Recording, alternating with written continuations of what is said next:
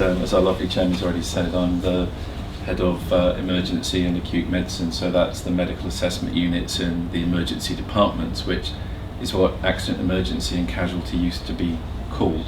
So I'm going to try and explain to you a bit about what happens at the front of house, and along the way I'm going to answer some of the most frequently asked questions that we get asked. So I've sort of built the talk around that rather than just a sort of a meander through.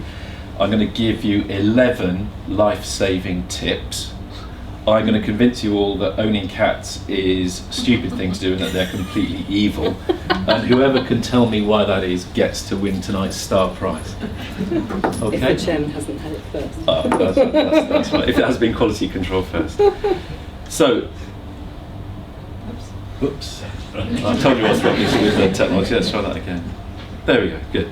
So, why do we have emergency medicine? I mean, why do you need it at all? If you're having a heart attack or arrhythmia, why can't you just go and see Dr. Bishop straight away? Cut out the useless middleman. That's a frequently asked question. Not a good question to ask when there's somebody standing next to you trying to get blood out of you. But there you go. Is it really like it is on the TV, impossibly glamorous and full of bizarre and wonderful things? How can you make a service out of something which is as unpredictable as accidents and emergency? How do you predict the unpredictable? What sort of things are we likely to see, especially at this time of year? What sort of cover do we have in our area for emergency and acute medical care? What's all this about networks of care, specifically trauma networks, because I'm sure you'll all have read about the changes in provision of trauma networks, but they're just the tip of the networking iceberg that is the new NHS. So what is it and how does it work? What about major incidents? We all hear about terrorists running amok with large capacity weapons with big magazines. What would happen if that happened around here? So basically, what is a major incident? How would we respond to it? And also a bit about the future. So the bit about the future I hope will be more of a panel discussion rather than my sort of ramblings. So let's start with, why do we have emergency medicine? Well, back in the 19th century, casualties were excrescences on the side of a hospital, so not much has changed there then. And that's where patients went with minor injuries and minor illness. But it was also a reception area for people with more serious conditions, pending the inpatient teams, when they were free, to come down and see them. Now, quite a lot of people died under a system where you had unsupervised junior doctors working in an unregulated environment. And so in 1968, the word casualty was dropped and replaced by accident and emergency. So if anybody knows a BBC producer, please just let them know, will you? Accident and emergency itself was changed to emergency because that better reflects what we do. Actually, the majority of what we do is based more around the acutely unwell rather than the acutely traumatised. So since 2007, we've been known as emergency. We're not precious if you say to us, are you emergency or A&E, but please don't use the C word because it does upset us. Another question we get asked is it really like TV? Is it full of people with godlike intellect who are unfeasibly good looking, treating incredibly rare conditions? Of course. I wish. It's full of people who work hard. This is the shift just before we went to Purple last month that was on when I went round with a camera in Winchester. Some of them scrub up okay, but they're not TV actors. But none of us claim to have godlike powers. And actually the majority of what we see are not the sort of incredible rarities that you might see in-house, but as you imagine, they are the bog standard things. In amongst all of this, there are a few gems, but to us, everything is grist to our mill. We're welcome, everyone who comes is welcome to see us.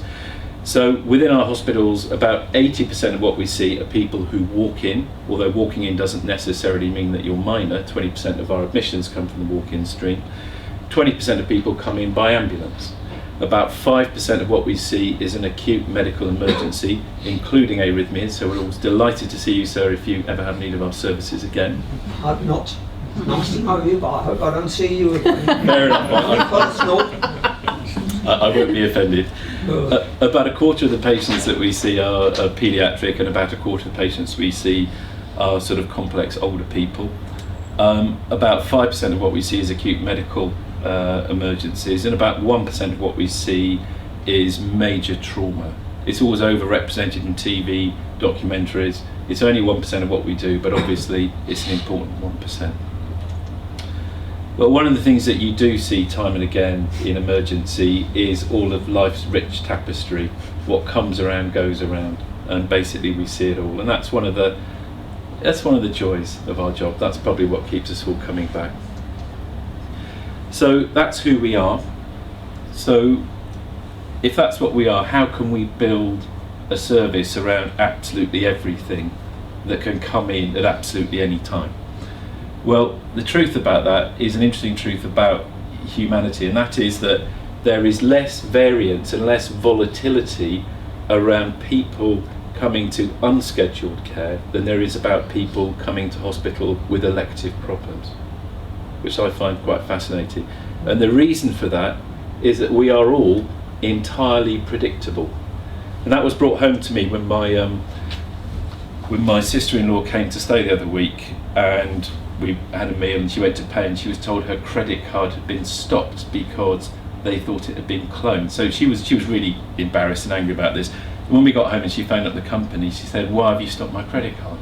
And they said, "Well, because it's been cloned." And they, she said, "How can you know that my card's been cloned?" And they said, "Well, you strayed outside your purchaser profile." And she said, what do you mean?" They said, "Well, you bought something you wouldn't normally buy in a shop you don't normally shop in at a time of day that you don't normally shop. Therefore, you are outside of your normal behaviour, therefore somebody has cloned your card." And they were absolutely right. Somebody had cloned it at a petrol station.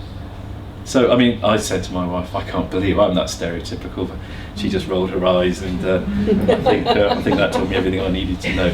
But the truth is, all of us, whether we like it or not, we behave in a certain way. And as the seasons roll by, just as certain diseases are more sort of prominent or prevalent in spring and autumn, the same thing happens with accidents and emergencies and the sort of thing that we tend to see. But one thing is for sure, that the time of day and the day of the week and the week of the year in which people come in is entirely predictable. There's perhaps 5% volatility based on atmospheric, so if it's very rainy or very sunny, or if it's snowy, then you can predict a slightly different thing. But basically, unscheduled care, the unpredictable side of medicine, is 100% predictable, which I find is fascinating. And for that reason, I can confidently tell you that there are 10 particular types of accident that are going to happen in the next month to you, your family, as someone you know or you'll read about in the paper. So please be ahead of the game, learn from this, and don't do any of these things. And this is our top 10 March Madness moments. So please try and avoid doing these things. First off is ladder accidents. Lots of people up ladders clearing out the gutters. We're actually a bit slow because the weather's been so cold. But there's lots of people out there doing this who haven't secured the base of the ladder properly. So they're going up, the ground's soggy and wet, they're falling down. So if you're going up a ladder, please remember, secure it properly, or preferably have somebody holding the base. Second ones are trees and saws. Yes, it's not just in cartoons this happens. Every year there's some muppet who sits on a branch with a saw and saws a branch off between the tree and themselves. They may be selecting themselves out of the gene pool, but we do not have a Darwinian remit. We do patch them up and send them back out again. So just remember, this is not intelligent behaviour. Alcohol and bouncy castles. The end of Lent is coming. There's spring and Easter fairs. Bouncy castles are springing up like mushrooms after the rain. People have a few bevies, they bounce on them. Either they land and a small child gets ejected several hundred metres, or two adults going up and down on a bouncy trampoline. One will land just as the other's taking off, and the shockwave will go into the knee and snap your cruciate ligament. So please stay away. If you drink, don't drive, and certainly don't go near a bouncy castle.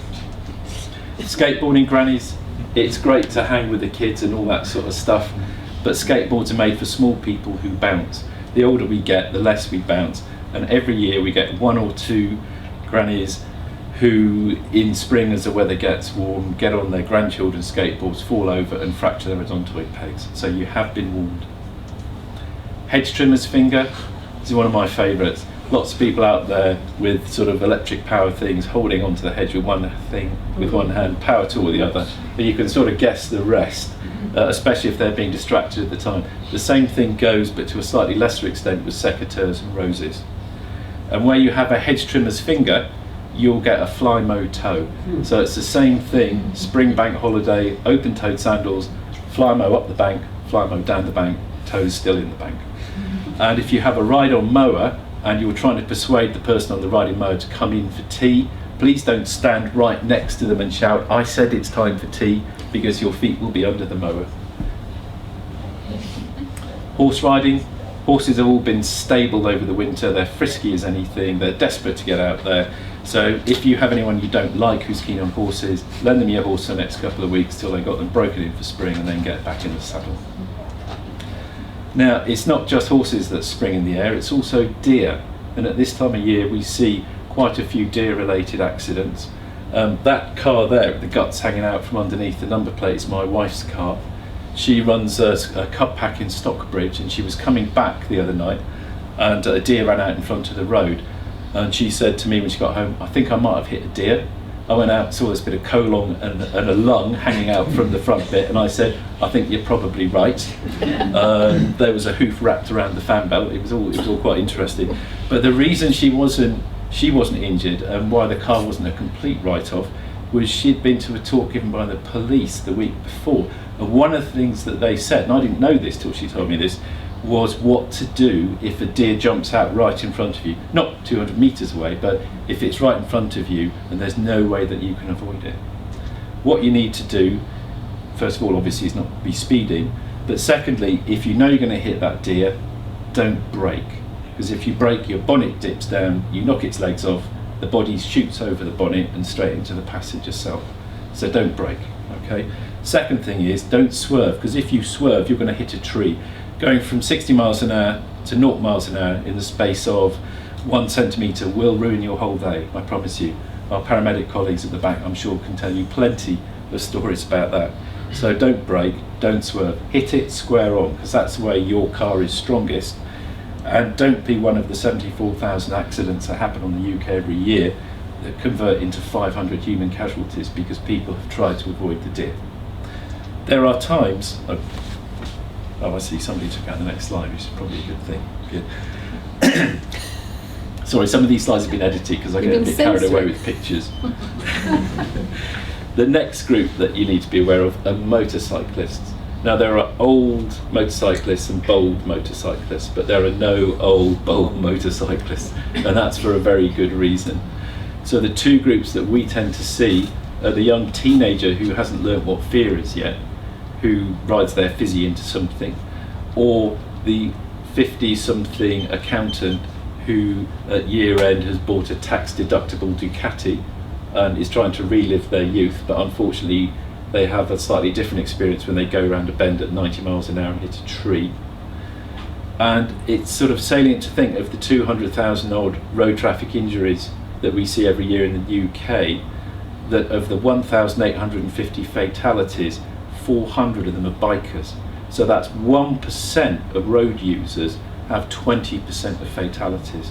So if you just do the maths, you can see why statistically, and you'd think an accountant would get this, which is an interesting paradox, but statistically you shouldn't be riding a bike unless you've done it since you were this big and you're sensible. So things you can do about bikes: if you're thinking about having a midlife crisis, please don't buy a bike. That's the first thing I'd say. The second thing I'd say is if you really insist on buying a motorbike, please carry a donor card with you, because we call them donor cycles. That's most of the UK's organs come from these chaps. They do have a use. Now, the eagle-eyed among you will have spotted the fact that there's a particularly evil-looking cat there. And at the end of this talk, if anyone is still awake and can remember, I'm going to ask you, and you want to know, I will tell you why owning a cat will almost double your chance of having a fatal road traffic accident. And if anybody knows the answer to that, this is yours. If you're driving a car, like the rest of us, think bike. And don't use a mobile phone. Using a mobile phone, especially if it's like one of our lovely NHS Blackberries with lots of little buttons and you're a bit short-sighted and you're sitting there doing this, is the equivalent to being 6 times over the drink-drive limit. So really, using a mobile phone and driving, Bluetooth and all that hands-free stuff is fine, but using a mobile phone while driving, please don't do it. So that's the sort of top 10 things it would be great if you could avoid. But of course, not everybody will. And of course, lots of people have other accidents too. And this year we'll probably see nearer 110,000 emergencies through our A&E departments in Basingstoke and Winchester, and also from the minor injuries unit in Andover. So that's quite a lot of people with quite a varied number of conditions. But we don't just see people, patch them up and send them home. We are actually part of a highly regulated industry. There are things called sequins, sort of care quality indicators. Sequins, we have more sequins than a Strictly Come Dancing ballroom gown, loads of them. But the one that everybody knows is sort of like the headline one, which is that we have to turn around 95% of our patients within 4 hours. So that's sort everything out and send home, or find a bed and admit. That's 95%. It's not 100%, because not everybody can or indeed should be safely turned around within that time, and also because no system is perfect. But that is an aspiration that we have, and we take this very seriously. But there is a problem, because if you have free healthcare, unrestricted access to it, at any time of the day or night, and it's of reasonable quality, then you will attract people from primary care, and by lowering the barrier to anybody who perceives they have a need as opposed to actually has a need, you'll have a lot of people with worried well problems. And that combination of it not always being as easy as some people would like to see their GP, the fact that it's free and it's available when you want it, has meant that our attendances nationally have doubled to 22 million. I think it's almost 23 million this year. And that in itself is a national problem for which there is no immediate solution. But we can talk about that later if you like. So that's, if you like, a snapshot of emergency care. What about trauma management? I said earlier it's 1% of what we deal with, but it's a very, very important 1%. And there's something called the Trauma Audit Research Network, or TARN, who have produced, sorry, excuse me, I've got a bit of a sore throat, who've produced a sort of target board indicator and a national scale for working out the severity of injuries, and have come up with a way of determining whether people who have been involved in trauma could be expected to live or die, or get through it unscathed, or be left with some form of deficit as a result of their trauma. And they've plugged all of that into a national template, and they've ranked hospitals, and what they found was there was huge variation, huge variation in your chances of survival. And because of that, because of the lessons learned from that, and because of recent advances made from recent wars in various parts of the world ending in stan, there have been all sorts of recommendations about how we should deliver trauma care. And this is, if you like, an encapsulation of what's happened to healthcare as a whole in the UK. As the game has moved forward, as healthcare has become more complex, we have had to move away from every hospital providing everything to having regional or national centres. And that's at the centre of our particular mantra, which is local where possible and central where necessary. But we are part of a bigger network as well. So network care is not just about trauma anymore. It's also about vascular emergencies. It's about heart attacks. So if anyone in this room had a heart attack now, you would go to Basingstoke or to Southampton for your PCR, but you would meet Andrew, who would have to go anywhere. You would have to go anywhere at all. You got the kit in the boot of your car. Yeah. And if you had a stroke and you were in Basingstoke, you would come to Winchester, because that's where the resources are concentrated. Likewise, spinal injuries, you go to Southampton, or you would go to Oxford, or you go to London. Dental maxillo services between Southampton and Guildford. Haemophilia, there are various centres around the place. Paediatric surgery, paediatric cardiac surgery, other specialist surgery, etc., etc., etc. As these procedures become more complex, as the equipment you need becomes more complex, they are being concentrated in centres of excellence. So the old idea of every hospital providing everything has disappeared, not because of economics and rationing, but out of the necessity of quality. It's not the time it takes to get in an ambulance to go to a hospital that counts. It's the time you get into the hospital to get into the right place that can deal with your problem that counts. And that's what the modern NHS is all about. And emergency departments are central to that, because a lot of what we do is working out what the problem is and then getting someone to the right centre that can help them. So we alluded to trauma earlier as an example of this. Every region from last year has a trauma network. And it starts off with our colleagues and friends, the paramedics and doctors who work in the pre-hospital environment, who decide who goes where. And you've got three choices of hospital. You have a local receiving hospital, which is a hospital that can look after single limb trauma. So if you broke a leg, for example, you go to one of those. A trauma unit that takes polytrauma, which means more than two limbs and probably something involving the abdomen, the pelvis and the chest. And then trauma centres that does everything, and that really includes also neurosurgery and spinal surgery, as well as some more complex plastics. So those are the three levels of care that you can get in trauma. So what that means locally is that we've concentrated the trauma resources in Basingstoke, and I'll show you why in a moment.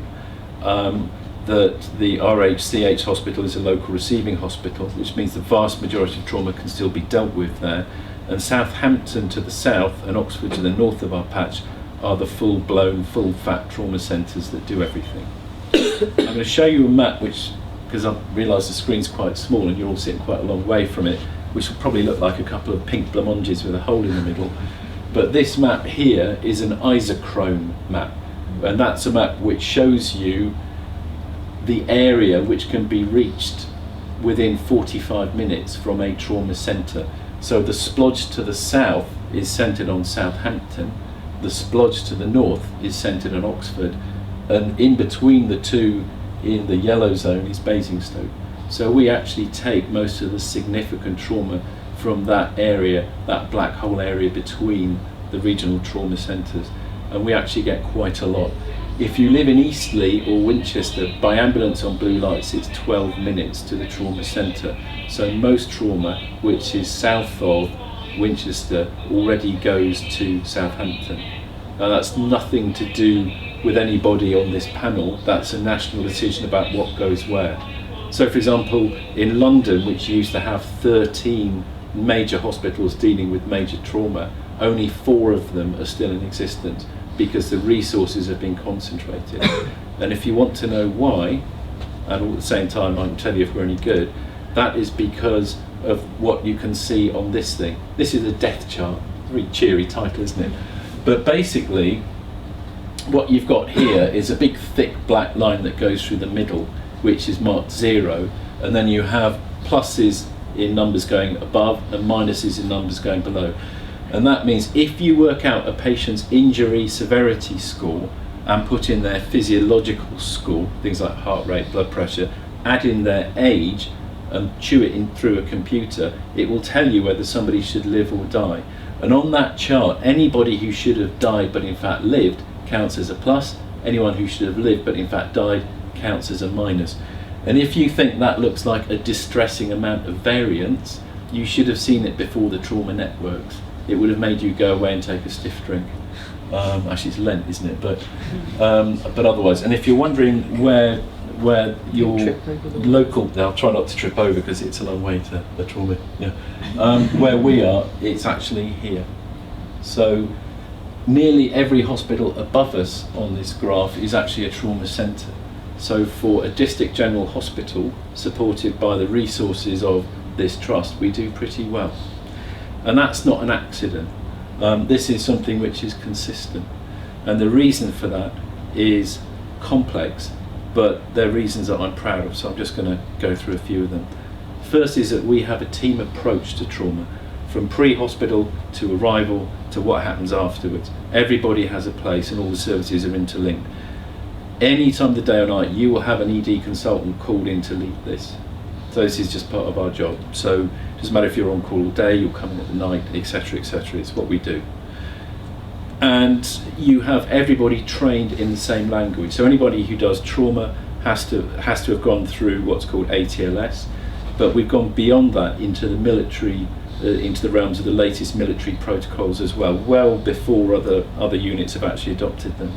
We've also got some absolute stars, world-class hepatobiliary surgeons, world-class orthopedic surgeons, invasive radiologists who can embolize a bleeding point without needing surgery.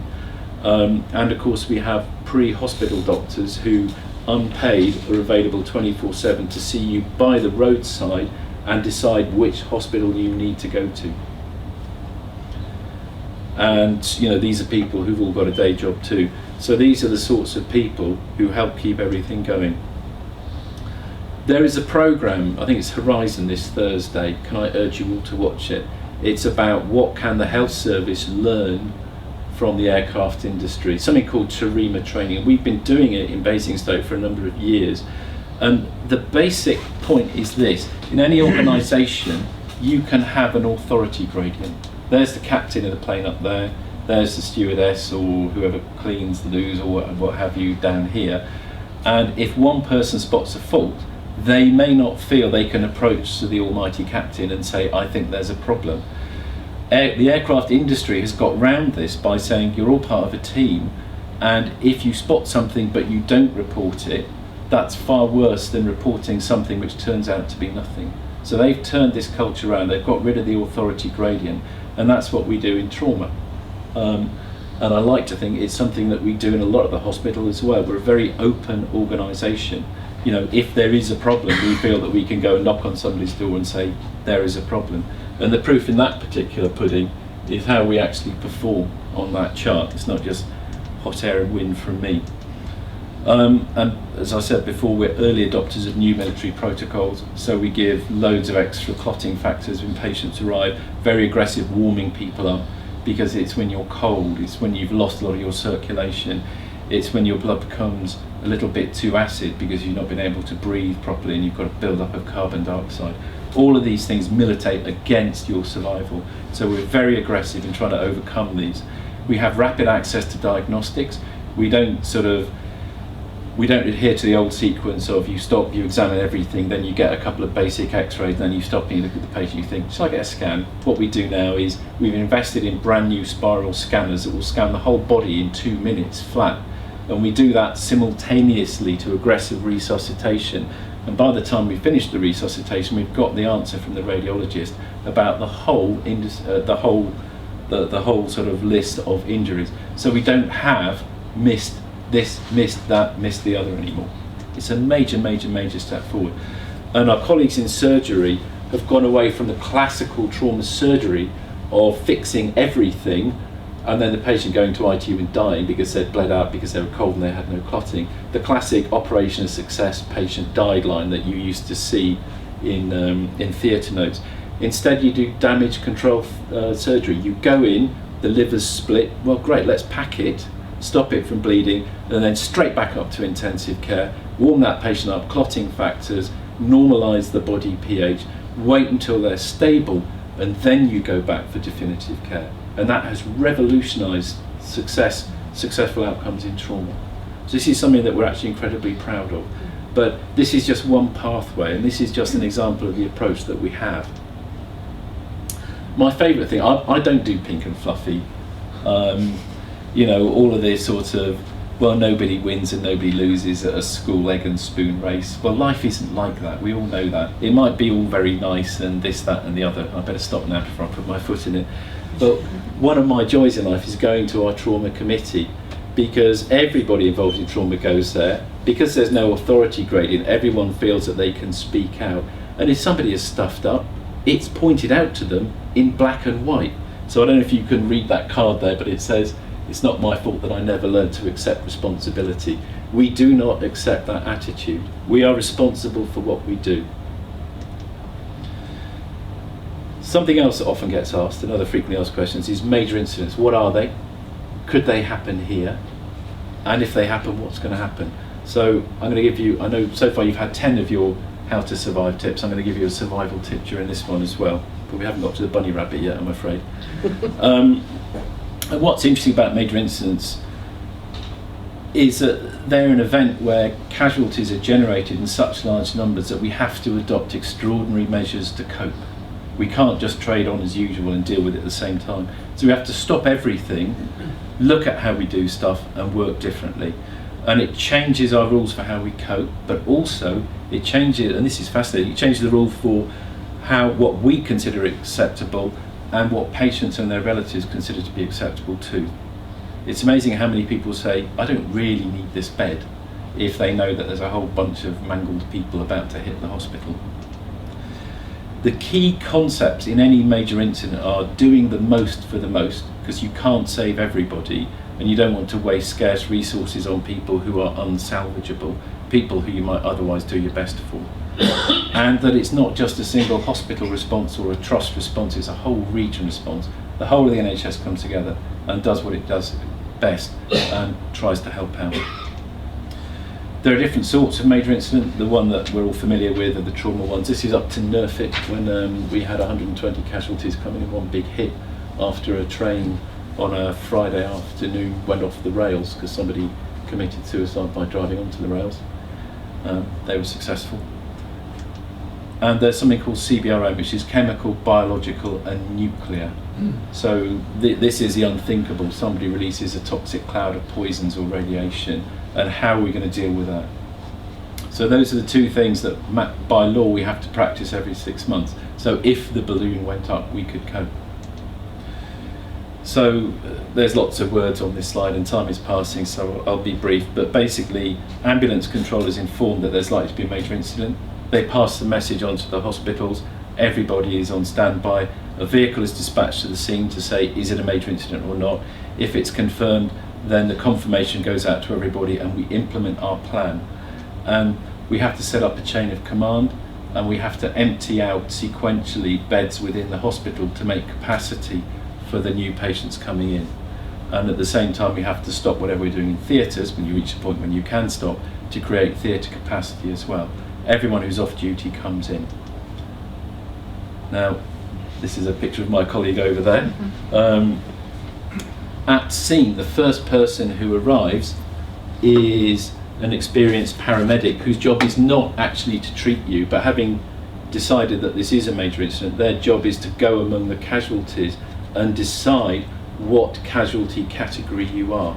And they will have these things here, or some variation on them, which fold up to say that if, say, you've got 2 broken legs and you've got a nasty wound in your chest, they'll put immediate priority here. So when the first crews arrive to pick up casualties, they will pick you up first. If you're lying there with a broken leg and you're in quite a lot of pain, then you'll be urgent or priority too. And if you're walking wounded with some nasty cuts, but basically you can make your own way to scene, then you are delayed or tried priority 3. So here's my next life-saving tip.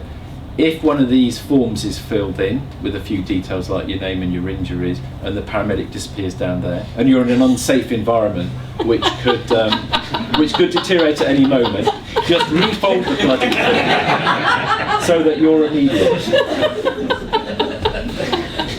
It's not very corporate, but you've only got one life. They don't pin them to you with a big pin, do they? No, they don't. So in a hospital, the major incident plan is implemented, all staff are pulled in, everybody is given their role because all roles are predetermined, you do not make it up on the day. We set up our decontamination facilities if it's a chemical or biological event.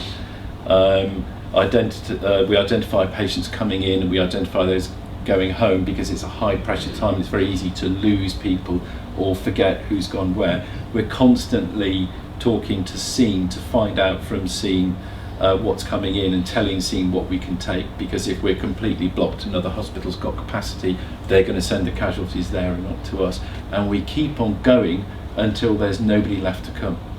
And then of course we have to have a washout, look at what resources we've used up, how are we going to continue for next day if we've just used up all of the staff who would have been on the night shift. We have to put out press announcements, we have to contact the worried relatives of the well patients, contact those of relatives who've died, and we have to prepare for all the patients whose operations etc. have been cancelled the next day because we've used up all of the hospital capacity. So a major incident isn't just about doing the business on the night, it's planning for what happens after the event. Blah, blah, blah. And if you're really unlucky, because so far I've described what's called a compensated major incident, that means there are enough resources in the NHS to be able to cope with all of the casualties by absorbing them across the region. There are also uncompensated events where you get not hundreds but thousands of patients who could be injured. And in those events you need to have a different threshold for which patients you are going to treat and you're not going to treat. So you have a much more aggressive perception of where you're going to put your resources, and you also have a much wider pool of hospitals from whom you can draw to treat those patients. So that's compensated versus uncompensated. Because of the Olympics, fortunately been and gone without any hitches, we had all been practicing these like crazy, but we are still on high alert for potential terrorist events. Make no mistake, this is something which is still very much on everybody's mind. Okay.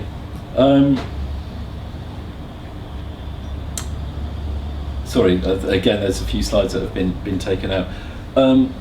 I think one of the things that I'm proud of about our trust is the fact that in a world where you can have good quality clinical care, but you have to balance it against reporting what's actually going on, that we have always gone for the good quality clinical care. There are organisations, and some of them have been dragged through the mud in the popular press recently, who have gone for reporting favourable statistics so that they are not penalised by the perverse incentives that you can get in the NHS to telling the truth. So, for example, if you admit to having more than your allotted number of cases of Clostridium difficile, which can be a hospital-acquired infection, you will get fined £500,000 per case. So if you've got a cluster of 6 cases, that's 3 million quid.